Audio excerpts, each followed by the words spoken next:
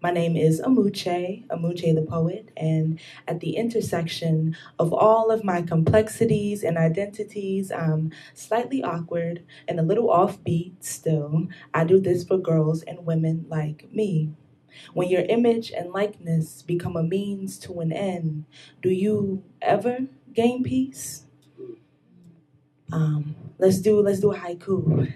Haiku. Haiku. Haiku. Grew up in blackness. Now invisibility veils my complexion. It's crazy how you grow up, you think that you're an individual, only to find out that some people still just see you as a monolith. And I don't know that life. I'm a mooche, okay? With that being said, this poem that I'm doing for you all tonight is called Notes from a Black Figure Model.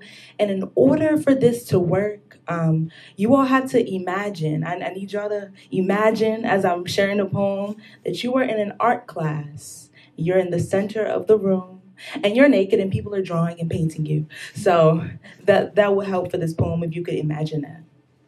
Notes from a Black Figure Model. I am a slave to the time.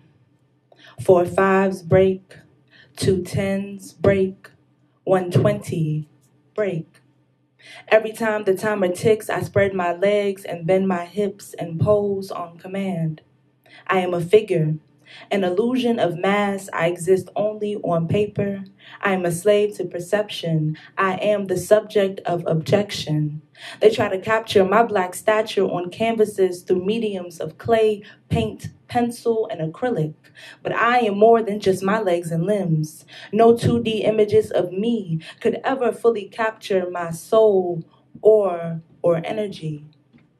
I've seen white art students scribble me into a monkey.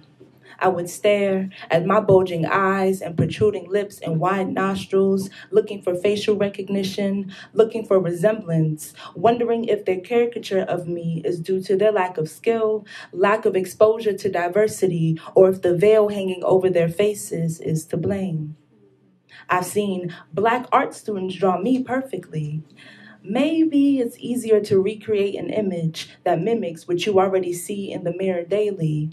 I've seen my collarbone drawn so realistically that they could print a mini 3D version of me.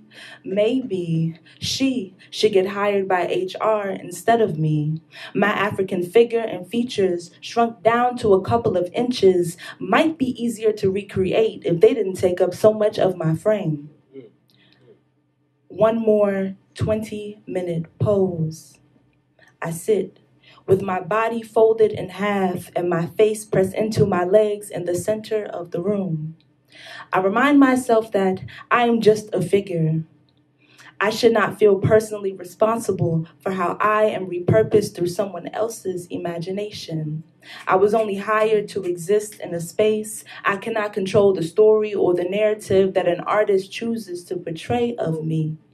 I still pride myself on my self-image, even though I am a slave to distortion.